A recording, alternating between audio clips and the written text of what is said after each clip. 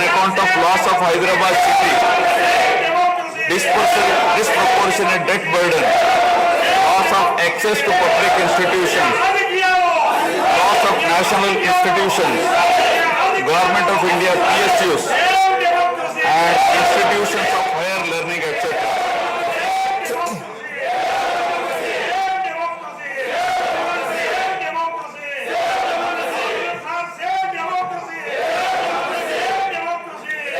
One can see that scientific criteria for apportionment were not adopted, while the residual state inherited huge revenue deficit. Debt was shared on population basis, assets on location basis, power sharing on consumption basis, and worst of all, educational institutions with no basis. All these factors led to the structural change in economy with reduction of service sectors from 51% to 44%. The per capita income too fell from 1,06,176 for the combined state to rupees 93,121 for AP. Notwithstanding the adverse impact of the state bifurcation and undaunted by challenges such as budgetary constraints, infrastructural deficiencies, and unresolved issues, the government converted every crisis into an opportunity during the period 2014 to 19. The government had laid a solid foundation for a vibrant sunrise Andhra Pradesh.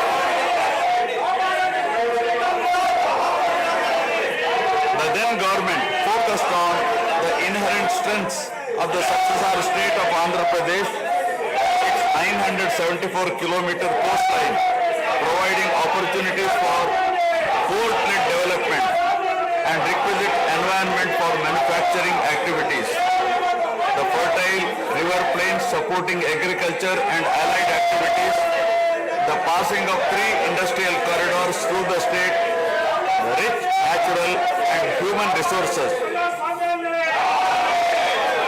A reflection on the state's performance during the 5-year period of 2014 to 19 gives a clear picture of the balancing act between development and welfare.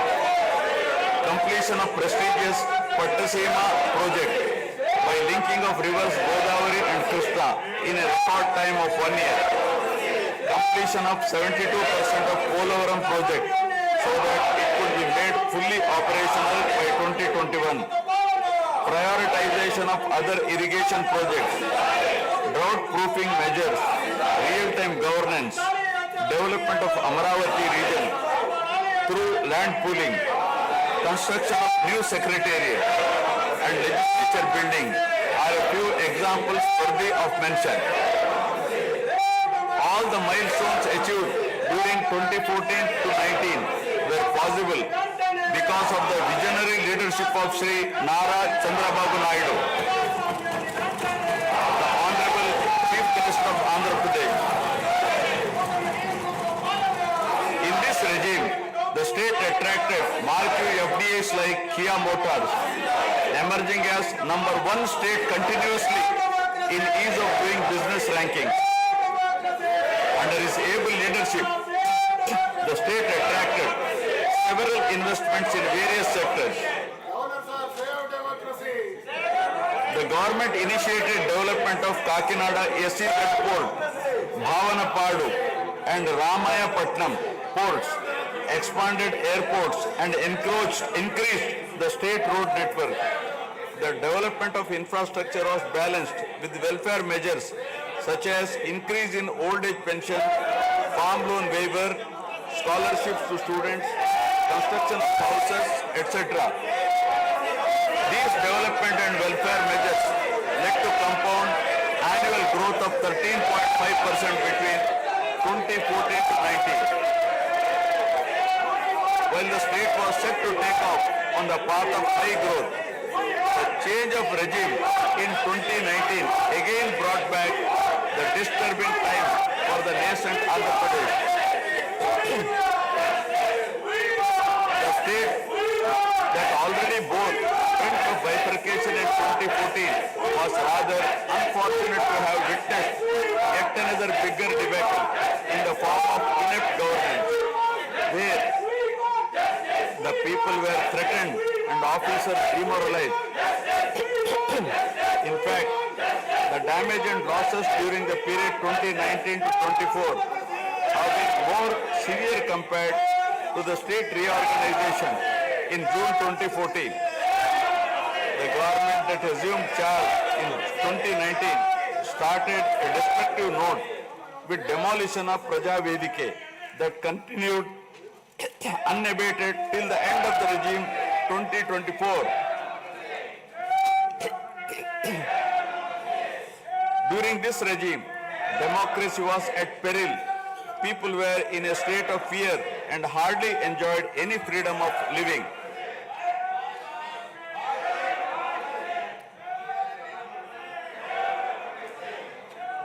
The regime revenge politics had severely hampered the state's prospects for prosperity and growth. Even the Honorable High Court of Andhra Pradesh had sought to convene a judicial inquiry into whether there is a constitutional breakdown in the state. The biggest damage was done to the brand AP. No noteworthy companies came forward to invest in the state. The corrupt practices at all levels, coupled with weaponization of instruments of governance across revenue earning departments for personal gains, sabotaging of checks and balances, made several state institutions and private companies defunct and forced the existing enthusiastic investors and entrepreneurs to move out of Andhra Pradesh to other states.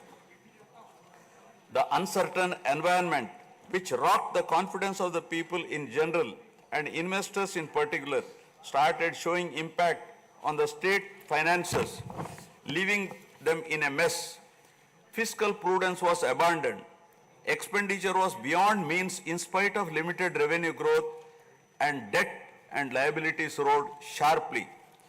Financial management is manifested by diversion of funds, higher taxation despite high inflation, increase in power sector liabilities, neglect of capital expenditure, which eventually resulted in slowing down of the economy. The enormous gap in resources was sought to be met repeatedly by borrowings through corporations and forcing them to spend on government expenditure, and in the process weakening the corporations.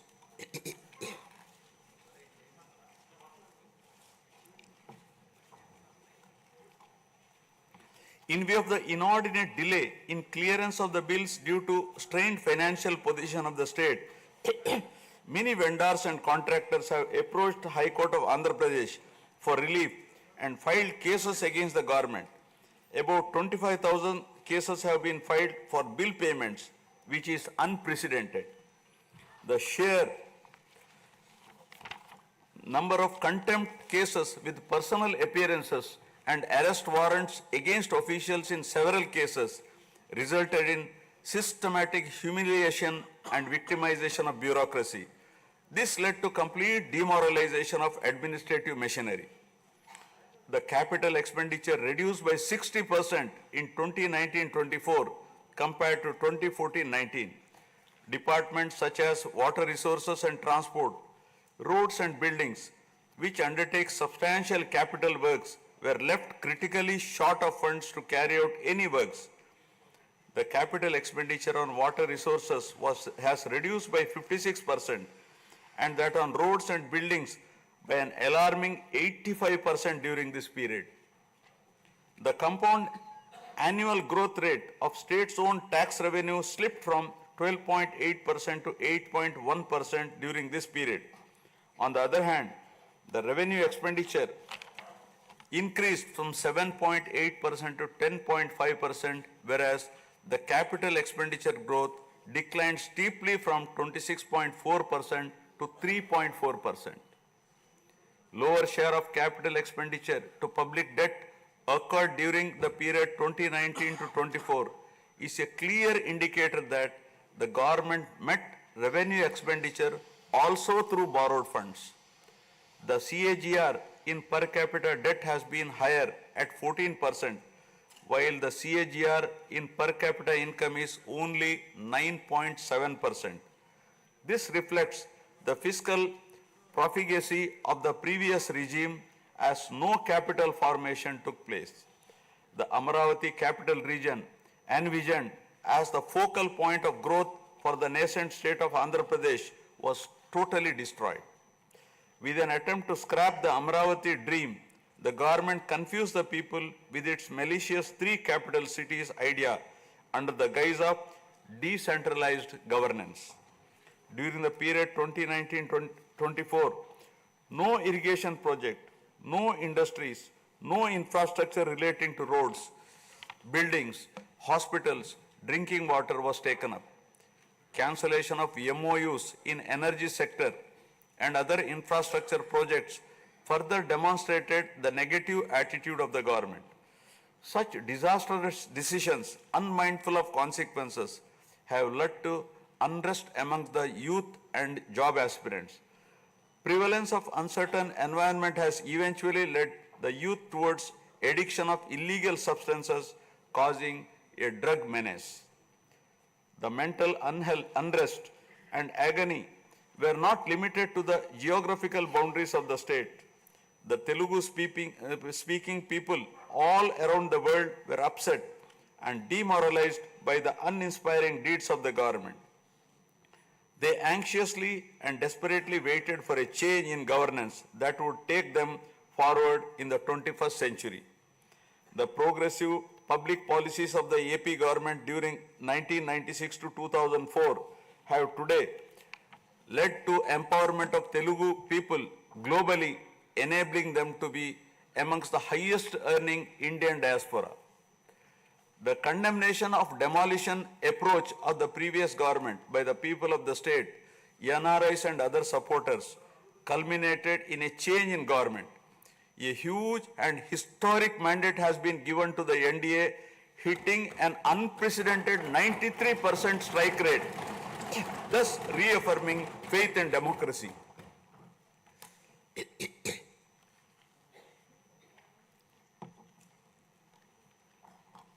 I sincerely congratulate the people of Andhra Pradesh for their wisdom in electing a government that discharges its duties with a futuristic view. Hordes of Andhra people had come from various regions to be part of this historic mandate in favor of future of Andhra Pradesh. The new government has a perfect blend of fresh and experienced honorable members in the assembly. I once again welcome all the members who will be instrumental in making right policies in the interest of good governance and in the spirit of cooperative federalism. Honorable members, at this juncture, I feel it is also important to recall the glorious past of Andhra Pradesh. Renowned as Annapurna, rice bowl of India, the state used to support other states in ensuring food security. As a leader of self-help group concept, Andhra Pradesh stood out as an example in developing entrepreneurship, knowledge economy, and cultivating thrift amongst poor women. Use of IT in all areas of welfare and development was the cornerstone of state's vision. The misrule of the previous government, which lacked transparency, have compelled this government to put the facts before the people about the disruption of systems and rampant corruption prevailing during the last 5-year term. Accordingly, my government has released a series of white papers highlighting numerous discrepancies in fund utilization, misappropriation, resulting in huge loss to the state exchequer and the natural resources base of the state. I would present some of the key takeaways of the white papers. Completion of Polavaram, the lifeline of Andhra Pradesh, is of the highest priority. The Polavaram project has been completely derailed. Introduction of reverse tendering and cancelling the agreed contracts have caused an irreparable damage not only to the project, but also to the concept of interlinking of rivers and irrigating every acre of land. unilateral announcement of 3 capitals for the state resulting in 1,631 days of farmers' protest, modification of jurisdiction of the Capital Region Development Authority to 6,993 square kilometers, shelving preparation of regional master plans, completing the land acquisition in only 191 acres are some of the events that halted the progress of CRDA. This led to a potential loss of about 7 lakh jobs and estimated loss of wealth of about rupees 2 lakh crore along with loss of investment and growth opportunities. Andhra Pradesh, which enjoyed the distinction of being the first state in the country to have introduced reforms in the power sector in 1990s, had achieved energy sufficiency from 1996 to 2004. After bifurcation, the state faced an energy deficit of 22.5 MU per day. Again, by bringing second generation's reforms in energy sector and promoting renewable energy, the state become energy surplus by 2018. The state has witnessed an irreparable damage in the recent past. State energy sector has also suffered huge losses to the tune of rupees 1,29,503 crores during the period 2019 to 24. Misappropriation of natural resources such as land, mines, and minerals and forests has been widespread. Land grabbing, misappropriation in allotment of house site pattas, violations in land allocation, assignment of land to ineligible beneficiaries, and Resurvey and AP Land Titling Act 2023 have completely eroded the confidence of the people during 2019-24. Put together, an amount of rupees 35,576 crore covering 1.75 lakh acres has been estimated as a loss, and the fundamental right of the people to own their property was affected. Looting of sand and mineral wealth is another area that resulted in huge loss to the exchequer and involved corruption. My government has initially estimated that an amount of rupees 19,000 crore has been lost due to illegal activities in these areas. Due to the unfriendly sand policy, 20 lakh construction workers have become unemployed. Due to the inefficient, inappropriate policy making and laxity in enforcement during the periods 2019-24, a cumulative loss to the tune of 9,750 crore has been incurred in mineral revenue. Huge damage has been done to environment. Smuggling of precious red sanders from forests has taken place with the revenue from the sale of red sanders dropping from rupees 1,623 crore in 2014-19 to rupees 441 crore in 2019-24. The destruction of mangrove forest land and Rishikonda Hill in Visakhapatnam have also damaged the state's heritage and culture. The government misused law and order machinery during 2019-24 by harassing dissenting voices. There was rise in crime against women, children, atrocities on innocent people, especially the SC, STs and other vulnerable sections. The people lost faith in the government's ability to maintain rule of law.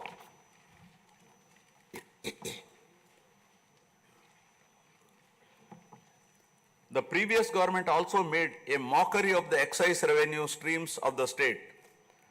The VAT on excise was reduced and diverted to AP State Beverages Corporation as a special margin which otherwise would have come to the government as revenue. The government levied the additional retail excise tax on the issue price of liquor sold by APSBCL and escrowed the same for repayment of loans taken by APSDC. While the APSBCL started supplying low quality liquor and introduced unknown brands at significantly higher rates. There was increase in black money due to smuggling of IMFL across the border districts. These policy practices have caused irreparable damage to the excise revenue streams of the state. As a result, it has become difficult for the new government to meet even the essential committed expenditure with the reduced revenue of the state. The overall debt has more than doubled in last 5 years, with huge outstanding payments of salaries and pensions, debt repayment for the debt burden of about 10 lakh crore, payments for the power sector dues, civil supplies and other liabilities has become challenging. Putting the governance back on track is truly a Herculean task.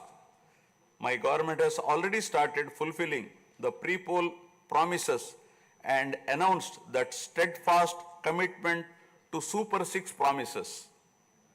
My government has launched its trademark people-centric governance soon after assuming office with a series of measures such as announcing a mega DSC for filling up 16,347 teacher vacancies, abolishing the Land Titling Act, enhancing social security pensions to rupees 4,000, organizing a skill census, and reopening the Anna canteens to provide food for the poor at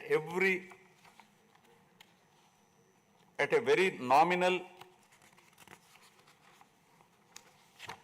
rate of rupees 5 and supply of free sand. My government will initiate other important measures also. I am sure my government under the able and proven leadership of Shri N. Chandrababu Naidu Garu, the Honorable Chief Minister of Andhra Pradesh, and Shri Pawan Kalyan Garu, Honorable Deputy Chief Minister, with complete support of Shri Narendra Modi Garu, Honorable Prime Minister of India, will make all-out efforts in fulfilling the aspirations of the people for developing the state. Initiating the process, the Honorable Chief Minister visited New Delhi to meet the Honorable Prime Minister and other union ministers concerned and apprise them of the grim financial situation. During the visit, special requests have also been made for hand-holding by the center and extending liberal support to the state. I appeal to the people of the state to understand the current alarming financial situation and cooperate with the government in rebuilding the state. The massive destruction which resulted in huge loss of natural resource base and human value system really makes the reconstruction process difficult and time-taking one. To assess the complete loss, plan for resource mobilization and development is a cumbersome task. It requires collective thinking, extensive discussions with intelligentsia and academicians to explore ways to overcome the current crisis. It also involves finding ways to restart the entire development ecosystem through short, medium and long-term plans in the light of the new development paradigm of Viksit Bharat at 2047. The extent of real damage done to Andhra Pradesh in the last 5 years had not come in public discourse thus far. The misgovernance from 2019 to 24 created a trust deficit with regulatory authorities and damaged the brand of AP amongst investors. The people now given a strong mandate to the NDA to rebuild the brand AP and regain the trust. Honorable members, usually winning elections and assuming responsibility is a happy event. But now we are meeting in different and difficult circumstances. Perhaps for the first time in the country, the members are not in a position to rejoice and have the means to meet people's aspirations immediately. Keeping this in view, my government is proposing to go for budget after meaningful deliberations. With several issues relating to state bifurcation remaining unresolved, my government has taken initiative and visited New Delhi to meet the concerned in union government, including Honorable Prime Minister and also Telangana government, with an intent to quickly find amicable solutions. The resolve shown by the 5 crore people of the state to reinstate democracy and elect people-friendly government with an unprecedented mandate is required to be appreciated yet again at this hour of crisis to help the state to rediscover its past glory. I would like to conclude my speech with the inspiring words of Swami Vivekananda. I quote, "We are responsible for what we are, and whatever we wish ourselves to be, we have the power to make ourselves. If what we are now has been the result of our own past actions, it certainly follows that whatever we wish to be in future can be produced by our present actions. So we have to know how to act." Jai Hind. जनगण मन अधिनायक जय हे भारत भाग्य विधाता पंजाब सिंध गुजरात मराठा द्राविड उत्कल बंगा विंध्य हिमाचल यमुना गंगा उज्जल जलधि तरंगा तव शुभ